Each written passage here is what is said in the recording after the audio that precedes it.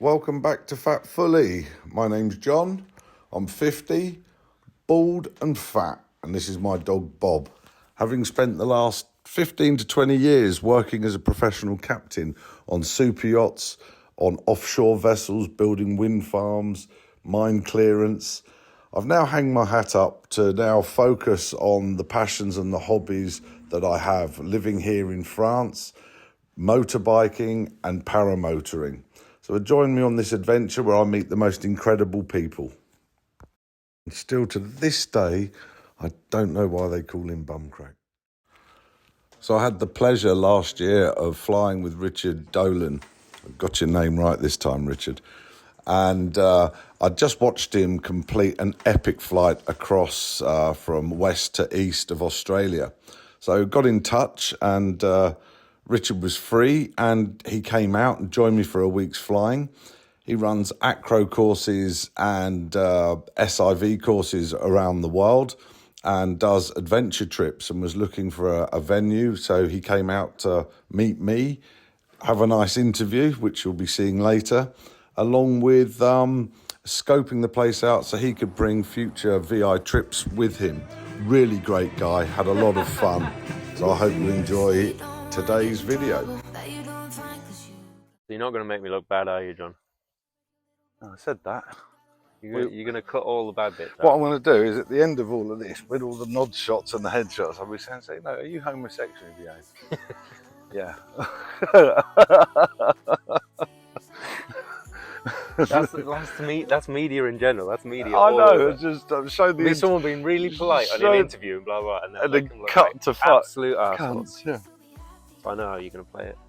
I know what you like already. I've spent a week solid with you now. And so you know, not knowing you at all until a week solid. It's quite a strange situation, isn't it? Well, the funny thing is, it hasn't felt strange, has it? Well, it hasn't for me. I'm invading your home, but. It's been real pleasure, to be honest. Good. Real pleasure. Glad, me too. I'm glad I came out. So we have Dickie Dolan, all the way from Australia. Or Dolan, it's Dolan. It's Dolan. Dickie Dolan. You love Dolan. It's Dolan, it's Dougal, that's how I've remembered it. Oh yeah, that's why. I told you, and it's going to Dougal. Dickie Dougal from down under. Just So Richard, welcome to France. Pleased to get to know, or pleasure to get to know you, I suppose, over the last week of flying. Or should we be talking past tense or making you arrive now? Or we'll cut all this and we'll cut all it, yeah, whatever you want. I don't know whether to say we can do it at the end because we can talk about what we've been up to now. So we can do it as is. Like Richard, it's been I think that's how I'll do it. It's been a pleasure having you for a week. And, yeah. And then say I met Richard. I didn't meet Richard. I saw him on the. We were complete strangers a week ago, and yeah, so we were. I know. So, for anybody that's not met Richard Dolan, Dolan, sat with me is Richard Dolan. He's just completed a marathon flight across Australia, and I have the pleasure of him, been joining me flying for a week, looking at some of his new adventure holidays and where he can be based. So, Richard, when did you get back from Australia? I actually got back in November. And we finished the flight across on the 28th of October. And how long were you out there for? It was meant to be 5 weeks. We had an idea. We'll fly this many hours a day. It'll be this. We'll, a bit of time for bad weather. And then that time, in reality, just extended. And we ended up being out there for 3 months instead of 5 weeks, yeah. And so whilst you were out there, let's hear some of the most memorable times, the scariest times, and a couple of the funny ones. So I think let's start with the scariest times. So for me, it was when Andrew Twitty had his first engine out. So he was flying behind me, and we keep looking back at each other, whoever's in front, we make sure we can see each other. If we can't, we had our position, so we could check the phone and double check where we are, Yep. It was 5,000 kilometers. You don't want to be staring at each other the whole time flying. We spent enough time in a bloody room together, so you just want to be on your own flight. But what happened is I looked back, I saw him, and then he came on comms, but we're a little bit out of range, so I just got a broken message, and he sounded worried. And I was like, oh. So I turned around, I couldn't see him, kept flying around, and all of a sudden I saw his wing laid out in the quarry. Didn't have any comms from him, so I had no idea what had gone wrong. I didn't know whether he'd landed safe or anything like that. I just saw his wing laid out. So I flew down, and then I could see him moving around, walking. But that, for me, was the scariest The bit. relief. Yeah, yeah. Relief. I've seen that. Well, it's not a bad landing though. I saw that part of the video where you came down and landed pretty close. And yeah, it was a bit sketchy because with the trike you can't just come down to a pinpoint landing. If you got a bit of wind, you'll just end up, turtling. Yeah. Especially when you're in the middle of nowhere. So you've got to come down with a little bit of speed and bleed it up. But in the quarry, it's not flat ground, it's uneven, it's pretty scary. But I'm pretty sure that's where I bent one of the axles from one of the impacts. But yeah, ran around, got to him, he was nonchalant, he was all chilled out, but they'd blown a hole in his piston. So.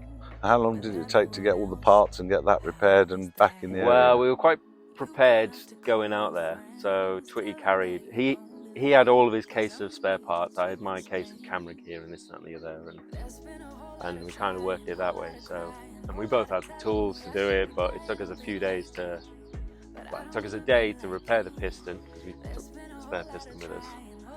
To replace the piston, sort the engine out, this, that and the other, but then we'd missed our weather window, so that added another 10 days on. Yeah. And that was kind of the story. We'd have one problem, miss our weather window, and the bad weather would come through. Oh, yeah. Should have done it round France. Yeah, not quite the same though. It's flying a whole continent, which was a bit ridiculous, yeah. No, but what an epic journey. I mean, well done. It takes a lot of balls to pack your bags and go and do something like that. So. Yeah, absolutely. I think it's one of these things that we can keep looking back on. I'm really glad I did the whole video series with it, because I can watch it as well and enjoy it, the whole thing. Any more adventures, any big ones coming up in the future? Are you allowed to tell us? Well, I've got some in the pipeline, but I don't want to reveal them just yet. But for sure, more world record attempts. Yep. More adventures. Yep. For me, paramotoring is one of the best ways to see a place, a country, a town, a city, whatever it is, because you get to fly around, you see things from a different perspective to everyone else. Yep. And then you can also land, embrace the culture, embrace the local cuisine, meet all the nice people, and then move on to the next destination and fly and land and do exactly the same thing. And there's this challenge of trying to get somewhere, which is mainly in paragliding, but with the paramotor, you can get somewhere carrying your gear, you purposely go that direction instead of, working on the thermals and stuff. Land there and take off from there as well. You don't need to go to a mountain. So for me, it's definitely one of the best places to go and see somewhere, for sure. So having watched a lot of the episodes that Richard produced on YouTube, I got in touch and said, look, there's a gap in the market. Richard's identified a gap in the market. We've all been there. You finish school, you stick to a field, you stay with your instructor, you stay at the same grounds, flying the same places.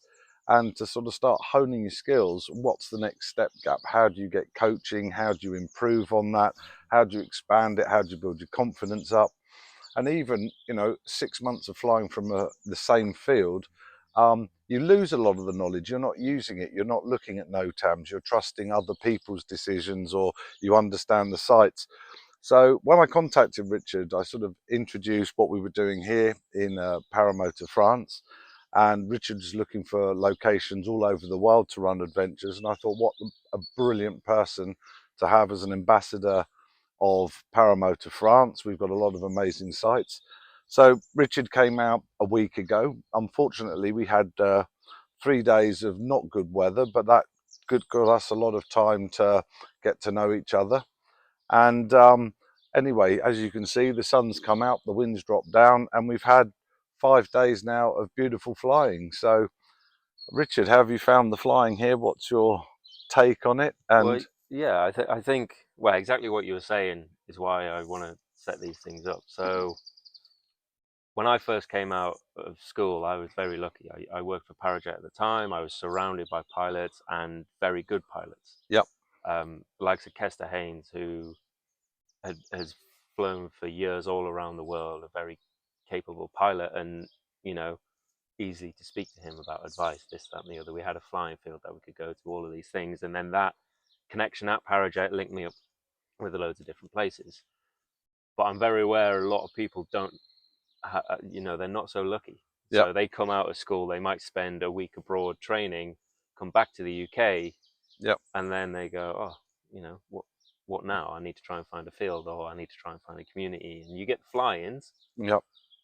But I think, there's something quite nice about going with someone who is experienced, who likes helping people out, who can provide a bit of coaching. Yep. And see amazing places as well, like this. So yeah, the flying around here has been absolutely fantastic. And those few days of bad weather weren't so bad, because we got to see the caves, we got to go into the local towns, we got to see, French cuisine is obviously very nice. Exactly. So there's a lot to do here, besides just the flying. Yeah. And you'll see that the seasons here, I mean, so everyone says, why did I come here? And originally I was going to buy a place in the Pyrenees or the Alps for my paragliding. I'm a paraglider since '89. Before I was born, John. I'm still alive, a few broken bones and grazes and scrapes. But it was sat here, chose the location because of a local airfield that did winching for the paragliding, but they only run at weekends. So I spent 5 days a week sat here looking at the perfect conditions.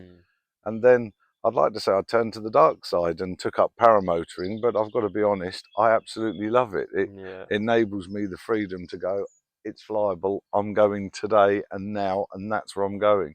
So many people turn to the so-called dark side from paragliding, for sure. And there's a reason for it, especially in places like the UK, Yeah. Setting up here, the paramotoring is good. If you go anywhere in Europe, it's not too far to get to the mountains usually. In the UK, there's a lot more paramotor pilots, because morning and evening, you just pull out the boot of your car and you go flying. And, it's the same here. The morning, you get the nice stable air, and you don't need to commit a whole day like you do with paragliding to go for a quick flight, fly around, see the local area, get some nice views, have a play about on the wing if you're into that sort of thing, and then land and carry on with the day and see the sights. So Richard's been down now for a week, and we've taken him to, we've got 4 sites. Well, we've got more than 4, but for our takeoff and traditional sort of landing, we've got a place just down the road, the Argentine. I've said that right. The Plateau Argentine. That's about a 4 or 5 minute drive from the house. We haven't flown that due to them working on the runway, but we've been to our next local field, which is Manzac. And from Manzac, Richard's done some incredible flights. He's flown a lot of the big chateaus. We did a lovely flight down to Villebois for some photo shoot opportunities, and a couple of other local chateaus in the area. And then in the evening, Richard had an incredible flight. I mean, he stole my petrol, so I won't know. I was doing the retrieves today, and I wanted Richard. I've flown to the restaurant many a time. I've been treating Richard, showing Richard the English pubs, and he's been cursing at me, wanting to experience traditional French food. So we've got 4 or 5 amazing, typical French restaurants that do incredible food. So we flew down to the Pont de Rue or something. I can't remember the name now. Yeah, I kind of just pinned it on the map, and I was like, this is where I'm going. I know the field, let's go down there. I can't remember the name of the restaurant. So Richard he flew from here over a beautiful town, Branton, where we do kayaking in the afternoon. After Branton, he then flew to Bordeaux, which is a beautiful historic medieval town with a castle. From there, you did fly over Giles Chateau. Yep, I did, yeah. And then from there, a beautiful acro display over the airfield, and then landed, and we'll show you some of that footage in a bit. And we sat down and we had a romantic, what is it called, a boys' night, a bonding, It was a very bromantic meal, I think. Yeah. A bromantic evening. That's a bottle of wine down, a 3-course meal. But the food was exceptional. I mean, what did you? Yeah, I mean, it's the first time What I've did you tried have? a pig trotter, and Pig trotter. I was quite hesitant at first, but it was delicious. And what It was pig accompanied your pig trotter trotters? with snails. The snails I've had before, you know, I know Yeah, what to expect. It's in France. When you've got to try these things when you come to France, you have. right? So Did it yeah, taste like chicken? a little bit like chicken. I mean, everything does, right? But no, it was delicious. Yeah. A fantastic, like really French restaurant, delicious wine, fantastic place, and then right on the riverfront as well. So Exactly. And the landing, it looks a little tight from the air, but actually when you get down to it, yeah, it's intimidating. It's a little bit intimidating, but once you get further down, you open yeah, up. So, yeah, exactly. it's not too bad. Bit like Butterfly Valley the first time you go in. Oh no, that one is intimidating, yeah, for sure. Yeah, I don't know there's when no out there when the you go. first time I flew in there, about early 90s, there was a big steel or metal plough in the long grass, and I can remember whistling over it thinking, thank God I landed 5 foot past it. Well, Hopefully I they've did it with a removed it. tandem. The Is the one and metal only object time. still there? No, it's not. Oh, No, okay. you've got a big flat beach now. It's quite Yeah. nice. But when you're going in, you're like, I better get this Yeah. right. Yeah. You stay over to the right and then come across. But yeah, I did it with my girlfriend on tandem. Nice. The Very one and nice. only time I've flown in there. So, and then we did a day at the lakes, which is a nice low flying, safe low flying. I'll put that in around the area, and again to see another few chateaus down that area. Um, we didn't get to do the go-karting. We didn't do any caving except the local caves just down the road from the house. But how have you found it? What's your Yeah, it's been take? really good. I think there's a lot to offer here. You know, Dordogne is a beautiful area, and following the river along and seeing these lakes with the man-made beaches, this and Yeah. the other. You know, obviously we're here in April, Yeah. so everywhere's closed at the minute. It Yeah. starts in the 1st of First May of May. for places to open up, but the weather's already turned beautiful Yeah. as it is. But So we've had weeks like this in February, but we don't open Paramotor France until May. I mean, nothing's guaranteed, but it's 85% guaranteed. You know, we get 7, 8 days of beautiful weather, a big thunderstorm, it clears and it goes. I mean, Pascal Valley has his training school here, and I think that says something. The French pilots are very high standard, yeah, and they've got the perfect conditions to practice in.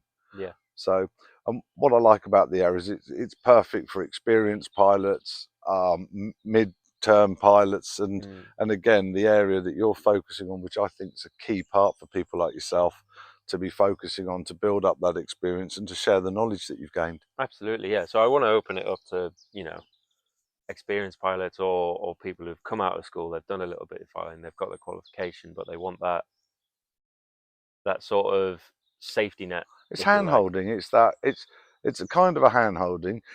Richard's been Kind here, of. and I've learned so much myself. And now I'm no expert as a pilot. I love flying. I've flown for a long time, but even the tips Richard's given me are just absolute gold dust. So really appreciate that. You're And very welcome. if that's in, if Richard's planning on bringing groups out, I think no more than 7, 8. Yeah, to start off with 6. Yeah, So nice small groups. perfect. We can focus on each pilot. We can focus on the actual flying and culture and experience rather than, just getting numbers in and Yeah, going big groups perfect. flying off I everywhere, think it's needed. And at the same time, coaching, going through all the skills, hand holding Yeah, through that yeah. I process. wouldn't say hand holding. It implies like a bit of a baby drag along thing, but a bit of a safety net. So we'd have a dedicated support vehicle. We'd have planned routes that we can do. We can, distribute those routes between everyone, Yep. and then just making sure that takeoffs and landings Mhm. and all of those things that you develop when you're Yep. getting into the sport Yep. are correct before we push on to Yep. the adventure flying. I think one thing that we should mention is we've just flown literally local around the Charente and Dordogne, and Richard's going to come back. There's some beautiful places around the volcanoes, down the Dordogne River. We haven't had a chance to explore them, but I think one of the future trips, maybe not this year, but for next year, will be base camp here, see what everybody's got, and then it will be flying out with tents or accommodation and doing an absolute epic adventure flight through the Charente, down into the Dordogne, across over to the volcanoes, back along the Dordogne River. I think that's going to be a really Yeah, exciting trip. absolutely. Yeah, so that's the sort of next level that we've been talking about. So rather than just basing in one place, we go on a full adventure through France and trying to see all these different Perfect. places and key points that I'll look that'll, forward to that one. yeah, add a real adventure and you know Yeah. take that little bit of what I've learned from Australia Yeah, into brilliant. these adventures and how we plan it and do it Brilliant. and try and And account for the weather. on that note, so you're trying to now find numbers, or if anyone wants to join this trip, Richard's coming out sometime in September.